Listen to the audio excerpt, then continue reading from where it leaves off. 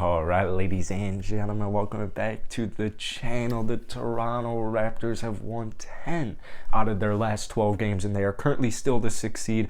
The good news is the Chicago Bulls, same amount of games back from first place at the 5 seed, and Chicago's kind of suffering right now. They're suffering. They're not kind of. They're suffering right now. So Toronto, 5th seed, very much in play. There's definitely some winnable games here in the last handful of basketball games, but I really want to talk about a cat in specific, and we'll get to it in a minute here, but I just want to run through some of the wins that the Raptors have had.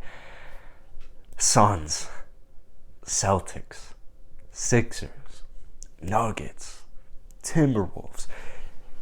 The gist I'm trying to get at too are those are all phenomenal basketball teams this season, or they're at the very least very good basketball teams this year. So I was really impressed by Minnesota. I was impressed by Minnesota last night. I was very impressed by Toronto against Minnesota last night, considering they got off to yet another extremely slow start. They were down 17 points at one point in the second quarter, and, well, the game ended up being a blowout. It ended up being a blowout. So there's so many things to like about this Raptors team right now. But before we get into today's video, if you guys enjoy it, hit the like button, hit that subscribe button. I post daily Raptors content. Raptor Nation, another video with 450 likes yesterday. It's absolutely unbelievable. It really is very unbelievable. You guys are keeping this channel alive, so let's try and hit 250 likes on today's video. That would be epic. Basically, Toronto is now the 10th ranked defense in the NBA, and I think that's important to note, because let's look back before this win streak, or even just like last week in general, 2 weeks ago, and this will make more sense in probably like a minute or two. Toronto, I was looking at their stats, and we know Toronto has played, I think now it's maybe 20 games with a full starting five.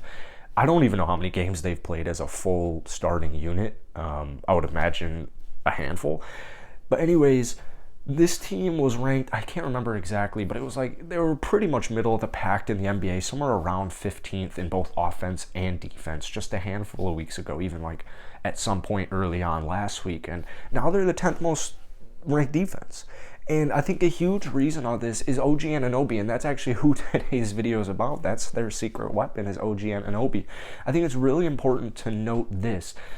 Toronto is on a win streak right now, right? They've won 4 straight basketball games. Well, OG Anunoby came back 4 games ago. So the Toronto Raptors are now 4-0 with him.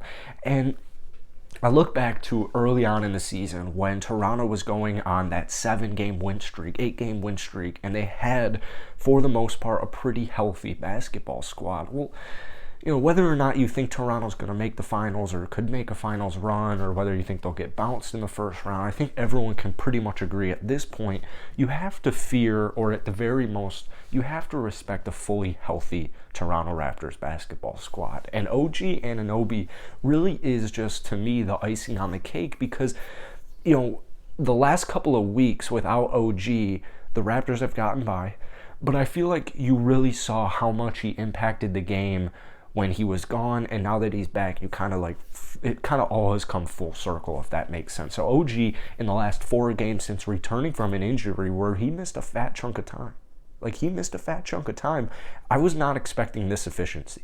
On the season, he was averaging about 17.5 points per game. The percentages weren't really great. In fact, they were a little bit below his career averages. So I was thinking, if you get OG back for at least the 10 games or so, it's going to take him a little bit. He's going to work himself back, and come playoff time, he should be hitting kind of his peak, hitting his stride. Well, I'm wrong.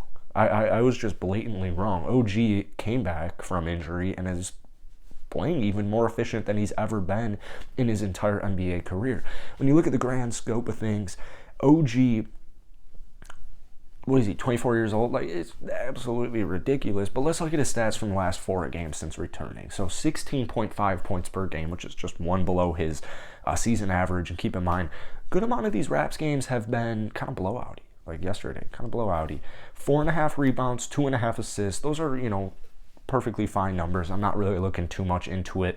OG, when you watch him play, that 2.5 assists per game number might be a little bit low, but I would use almost Siakam kind of as a good example, where it's so much of the offense is just run through these players. There's so many plays run through these guys that there's just so many more pass to assist. There's just so much more of, good screens. Like, there's just so much more that goes on to just like a low assist number. And I don't think anyone's really complaining with 2.5 assists if you still have a point guard and you still have a center who's giving you 5 a game at the very least. So here's why I'm really impressed with OG.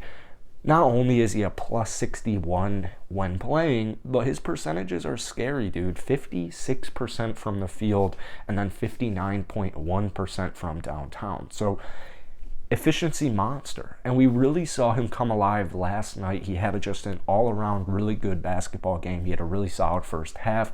He was running in transition. He was throwing dunks down. He was getting lobs sent to him. He just opens up the offense so much more because here's the thing.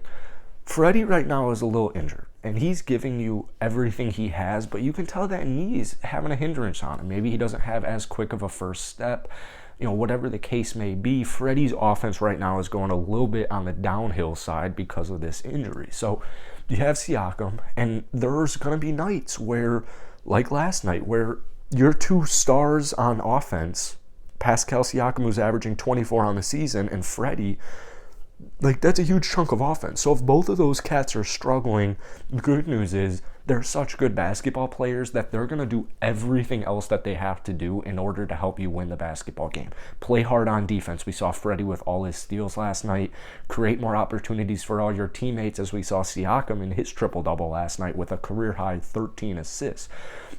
So getting OG Anunoby back, when you have nights like where Siakam and Freddie are struggling, not only are you putting a lot of reliance on Gary Trent Jr., who, he's a shooter, shoot. So sometimes they're a little bit streaky. And then you're also putting a heavy reliance on a rookie who isn't, or was never known for his offensive potential, his offensive production as far as points per game goes, OG Anunoby.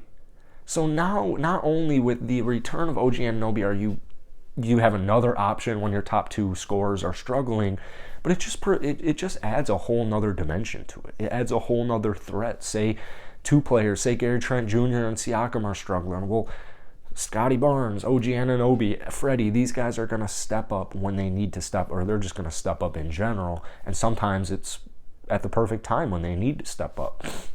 The first quarter for the Raptors last night was pretty disgusting. They did give up, or they did, what's the word for they caused 11 turnovers, such a simple, forced 11 turnovers in the first quarter, but offensively they were really struggling. Well, OG Anunoby and Gary Trent Jr., they really kept them in that basketball game. They brought them back into the basketball game, and they kept them in the basketball game. And then obviously OG Anunoby defensively, this is a guy who can realistically guard 1 through 5. Obviously you're not going to put him on a guy like Nikola Jokic for an entire game, but we've seen possessions where OG can switch on to Jokic for like 5 or so possessions and limit him as greatly as he can. So phenomenal 2-way basketball player under the age of 25. Well, not only is his future bright, but he's going to have and is having an immediate impact here on the Toronto Raptors. So that's it for today, guys. If you enjoyed it, hit the like button, hit that subscribe button. Let's try and hit 250 likes once again. All my links are down below, but most importantly, comment down below who's the dark horse on the Toronto Raptors. Do you agree it's OG Anunoby, or do you think it's somebody else? Peace.